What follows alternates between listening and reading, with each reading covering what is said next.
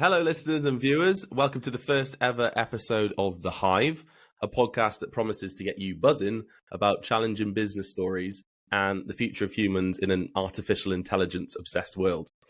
I'm your host, PJ Sherman, founder and director of BlackBee, a digital marketing agency that helps you make more of what you want. Joining me today is Joe Emery, founder of Joe Emery Writes, that offers copywriting, content writing, and bid writing services. And in his own words, Joe's services include anywhere a business needs words. He's worked with the likes of Virgin Media, O2, the NHS, and West Ham United. So we're in illustrious company. Welcome, Joe. Thank you. Cheers, PJ. Of course, glad to have you on the podcast, and thanks for volunteering yourself as the first, well, I don't want to say victim, but... So I'm the guinea pig, yeah. I'm sure it'll be a cracking one. But what I want to do is just sort of get started on what you do as a service. You know, I don't want to turn this into sort of like a sales pitch for anyone, but I can imagine that a lot of my viewers and listeners don't know the difference between copywriting, content writing, and bid writing. So yeah, can you just sort of give us an understanding of that?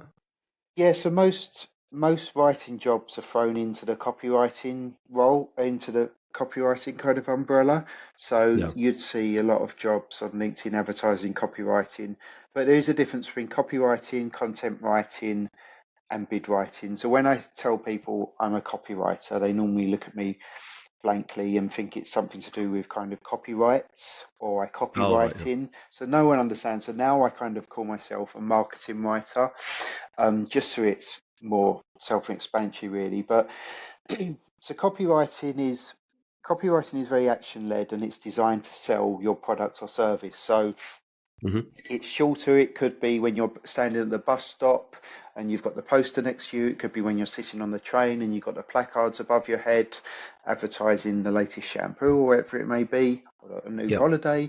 Or it could be an online ad that you see. Could be an offline ad as well. Content writing is more longer form content, so it's more press releases, blogs, thought leadership content, and that's more of a subtle sell. So it's about building trust, building rapport with your audience, educating them, entertaining them. So when you do put some copywriting under their nose, hopefully they'll be fully on board with all the content writing you've been doing. And then finally, bid writing it's companies trying to win contracts. So I'm working in healthcare bid writing at the moment. So it's healthcare providers bidding for work from councils mainly. So I have to write why they should give this health provider the contract. Ah, right. Okay. So the bid writing tends to be with public sector bodies when you're trying to win a contract. Yeah, that's it. Yeah. And then the content writing is more that sort of educational piece, storytelling. Yeah, storytelling. And then the copywriting is, this is why you need to buy it. Buy it now. Hard sell. Yeah. This is why you need it. This is what you need to do to buy it. Click here. Yeah. Which do you prefer writing the most? It depends, really. I mean, I think storytelling is really my passion. So I do like kind of the real life stories. I've done a lot of kind of charity stories. So yeah, I would say just by a smidgen, probably the content writing. Yeah. Okay. And you mentioned the charity writing there. I know that you've done something which we'll get onto a little bit later with the hospice, which should be really interesting. Yeah. Enjoyed that a lot. Oh, good. Yeah. And I suppose it feels quite not charitable in the way, to use a pun, but that you're doing some good for a company as well. You know, even though you're providing services, but it's helping them do some more good in the world. Yeah, for sure. I love what I do. I'm really passionate about my job. It's my chosen career. I just love writing, but going to work knowing you're helping people who really need it. So it could be kind of kids who have lost a mum or a dad really early to cancer. It could be a child even living with cancer. So it's, going to work knowing I'm helping someone really fuels my passion further. Yeah, that's good stuff. That. What got you into writing then? Because I know you had a bit of a different background. Yeah. So I was always good at it at school. You know, I was creative, good at art and English and English lit, absolutely hopeless at maths and physics and biology and science and IT Same. and all that stuff. Yeah. So I was always creative. I left school. I didn't know what I was doing really. I just needed I sort of had enough of education by then, sixth Yeah. form, so I just needed a job. So I got a job and I got stuck in something I really didn't like. I got stuck in finance, no creativity, never Hmm. used my brain, just the same Monday tasks. I had no interest in stocks and shares and trading and finance and accounts and all Yeah. that. So I wanted to do something creative. Um, I wanted to write. I knew I could do it. I just needed someone to give me the chance. So I got an internal move when I was at a company called M&G Investments. Got an Yeah. internal move into marketing, and I used that as a stepping stone to become a full-time writer. Fantastic. So, had you always been writing as a kid or in through your teens, fiction, Yeah. or was it more the business writing? How did that Um, start? no, yeah. At school, I was always kind of writing stories and that, and then I set up some social media platforms that got some followers. I set up a website. I started blogging and that. So I realized I was good at it. I could get people's attention Yeah. through this social media content. So I knew I had the skills there, yeah, and it was just a matter of kind of someone giving me the chance to do it on a professional basis, really, and get paid for it. Yeah, and it was good that M&G did that for you because there aren't Yeah, many companies that do allow no, that. not at all, no. They talk about internal mobility but don't practice it. Yeah, no, yeah, it rarely happens, yeah. Did that sort of lead you to the for Bond fans only then? Because I've noticed that on your LinkedIn. Yeah, so that's well, I use that to raise money for a children's hospice, Richard House Children's Hospice in East London. Yeah, Um, so it's a James Bond fan club. I've got a website, I've got some social media channels, and I interview people from the franchise to raise money for the children's hospice. So yeah, charity fundraising is something like I really love doing. It gives me a real sense of fulfillment knowing that I'm doing something good. I'm helping people who need it a lot more than we have. No yeah, kid should have to live with cancer. no, So it's a horrible thing. So we've just got to do all we can to help these kids. And I can do what I enjoy as well. So I can be creative and write content and interview these people from the series, from the franchise, as well as raising money for the hospice. yeah, that's great. I'd love to help you with some of that stuff at some point. If you need an extra pair of hands, just Oh let me know. yeah, I'm always after helpers who can help me with the site and the Sign fan me up. club. Yeah, sure. Yeah, sounds good. um, so this sort of next part, I really want to look at a sort of challenging story in your professional life. Um, and sort of how that started, your sort of emotions at the time and how you sort of overcame that, and the sort of advice you'd give moving forward. So, can you take us through one of those experiences, Joe? Yeah, I think this thing spring to mind is kind of becoming a writer in the first place because especially now it's such a candidate flooded market compared to Yeah. 25 years ago. God, yeah, I massively. think, yeah, someone giving me, I needed someone to give me the chance to become a writer, become a professional writer. So that was the first challenge, and luckily they did. Um, and then I was able to kind of use that to propel my career. So I think that was like the first challenge, becoming a writer in the first place, because I was like pigeonholed. You could only do that. And even now I get it as a writer. It's kind of my skills are transferable, but people kind of must, must have experience. If you apply for a job with British Airways, must have Yeah.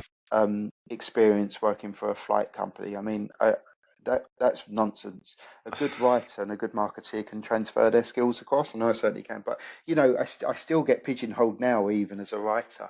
And I think the second challenge, something like I'm really proud of, when I joined St Francis Hospice, they're based in Essex. Yeah. Um, I transformed their tone of voice. Their tone of voice wasn't quite right. It was stuffy. It was cold. It was formal. It was old fashioned. And I don't know if you've had any experiences with hospices, if you've had a I loved one have. in them, but Yeah, so the misconception about hospices is that they're horrible, miserable places that are, grey, no life, no laughter, and people just sitting around waiting to die, which isn't true at all. Yeah, They're actually very vibrant, happy, loving places. They're very colourful, they've got beautiful gardens, yeah, beautiful rooms. So that's the misconception. And people actually, not a lot of people know that people actually go into hospices and come out again. People just think it's like the end, it's a death sentence. People yeah. go in there for respite care, treatment, and come out again. People go in there for social activities. If they're a bit lonely, they go in. There's always life happening in a hospice, but that's the misconception. But their tone of voice really fueled the misconception. So I changed it. I made Okay. it lighter. I made it more personable, made it more conversationable, made it less formal. So that helped the hospice increase its fundraising, volunteering, and yeah, so I helped get money into the hospice. So I'm very proud about that. Oh, great. So it was that storytelling aspect then where, Yeah, like you said, it was that transformation of the tone of voice to go from, I suppose, quite doomsday because, I yeah, don't know, let's face it, personally, I've had an uncle who was in hospice care. hmm He was terminal. And yeah, you do have that in your mind because if you've never been to a place like that before, you think, "Oh, it's a bit like going to hospital. You yeah, know, yeah, it's not a nice environment to be in usually." But I was yeah, shocked because it was in this beautiful, I think, Edwardian house in yeah, Winchester. yeah, Um, the nurses were like friends. They were just so lovely and warm and constantly keeping everybody engaged. And there was lots of things going on. And you walk through the back doors, and like you mentioned, the beautiful gardens. Everything was still landscaped, and you had a lovely view in the distance. And all the flowers were well maintained, and it was yeah, it was quite peaceful. And even though my uncle was probably a month from the end, it was you didn't dwell on that. It yeah, was more enjoying the moment. yeah. So They're yeah, I incredible totally get that. places. Yeah, they really are, and that's why we've got to support them because they need to raise about 8, 9, 10 million pounds a year just to keep running, and they receive about 18% funding from the government. So they need to Really? find all the rest through funding. And people, that's another myth as well that they think the government pays for hospices. They don't. They need to find kind of about 85% of their funding. So Wow. that's why I do it. Yeah, that's why I do the interviews with the Bond stars and try and raise money for them. Gosh, yeah, I didn't know that. Well, hopefully this will give a bit more of a platform as well. Yeah, that And would like be I good. said, Yeah. just let me know if you need any help. Yeah, I no. want to jump in with things like Yeah, for that. sure.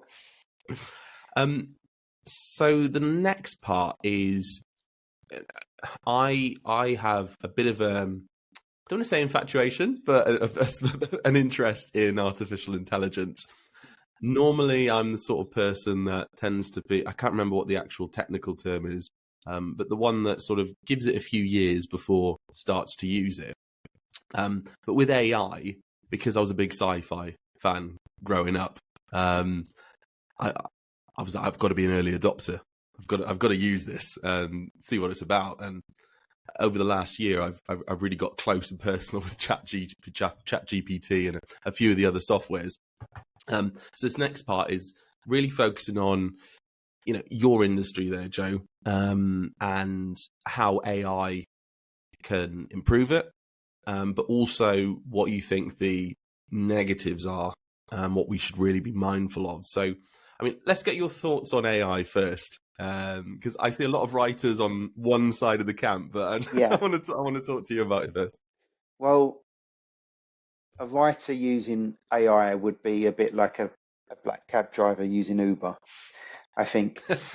Um, so the other day I had my first dip into ChatGTP. So I wrote I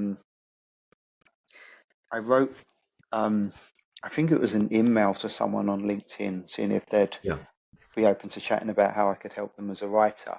And because I was with Premium, it offered, would you like to chat GTP to improve your text? So I thought, okay, the offer's there.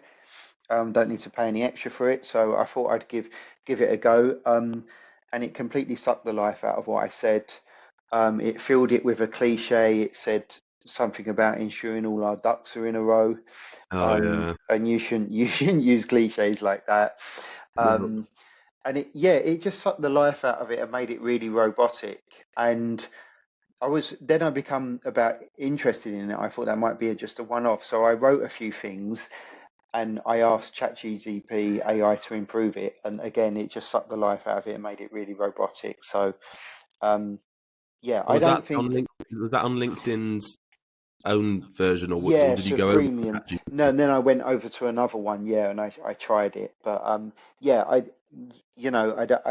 at the moment it's not replacing the creativity, and it's making things extremely robotic, I think. Yeah, that's definitely sort of the feedback I'm getting from people.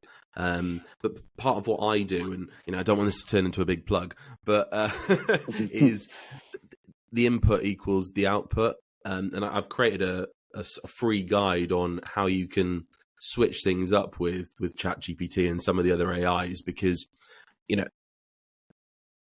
how it functions is it's on user input. So it talks like other people are writing when they put things in, as well as sourcing things from the web. So you do get those annoying cliches like ducks in a row, which Yeah, do yeah, you really want to be promoting shooting? yeah. And when You anyone know, ever says something like that in the office, you just roll your eyes, don't you? If they say yeah, something like that, yeah. yeah. Oh, really? You bang your head on the table. Yeah. um, and I'm now at a point where I can tell if somebody's written with ChatGPT or not, Yeah, because of those cliches. yeah, It'll be like, there are just these phrases, and I can't think of them off the top of my head, but they'll be used, and I'll go, "Oh no, you've just written that off ChatGPT, and it sounds yeah, awful." yeah. So I totally get it, but I think, and please give me your ideas and thoughts, but I'm a writer as well, and I use it more as sort of a sounding board, sense checking. So, I will put in a lot of text and I will say, you're an expert editor, be critical, the form content, or I'll bounce ideas off it. So, I mean, in terms of sort of ideation, sense checking, I think it's great, but I'm definitely on your side there as a writer. You shouldn't be using it to create all of your content, no matter what all of the experts say on LinkedIn. Yeah, I'm not too worried about the moment. I know people will be using it, but it's not creating copy as well as I can, because I've seen that kind of firsthand. Yeah, absolutely. What do you think are sort of the positives then of AI for the industry, though? I think it's, if you're a small business owner and you can't pay a copywriter, if you haven't got the funds, it helps Yeah. them. Could I produce better content? Yes, I'm confident of that, but not everyone can afford a copywriter if people are just starting up on their own. So yeah, it can create posts for you. So I think those are the positives. Okay. Yeah. And what would you say is probably your biggest concern with AI at the moment, moving forward? Taking my job. But when I was a kid in the 1980s, everybody was saying that robots are going to take our jobs, and there won't be carpenters, there won't be window cleaners, and here we all are. Apart from kind of self-checkout services where robots have replaced a few people, most of us are still in jobs and haven't been replaced by robots. Yeah, exactly. And they still need people to supervise the robots. Yeah, for sure. Yeah. I mean, look at that Tesla one that went crazy and attacked that employee. Did you see that? Yeah, I remember that. Yeah. Um, It's like yeah, Skynet. yeah. I mean, I think because we had all those films in the 80s and 90s, didn't we, like Short Circuit, Oh yeah. RoboCop, Serco in Rocky Four. I think that probably made everyone decide that we're all doomed and robots are going to take every job we've got. And we're still here. Yeah, we're still here. Yeah. So there you have it, the first ever episode of The Hive. I hope you found it fascinating and inspiring. If you did, please do subscribe to the podcast on whatever platform you're listening to us on, and hit that subscribe button on YouTube if you're watching. And thanks again for being our first ever guinea pig, Joe, and for joining us on the You're podcast. welcome. Any final thoughts before we go? No, thanks for having me. I hope at least one person found me interesting to listen to. But yeah, just a shameless plug for myself, really. If anyone needs writing services, please get in touch, and we can have a chat about how I can help you sell your products and service more. Perfect. Well, what I'll do then, Joe, is I'll put a link in on the LinkedIn, on the podcast, on the YouTube. So if you're watching, listening, reading, it's all down below for you. Great. Thanks, PJ. Yeah, thanks again for joining me, Joe, and see you on the next episode, everyone. Cheers. Take care. Bye-bye. Bye.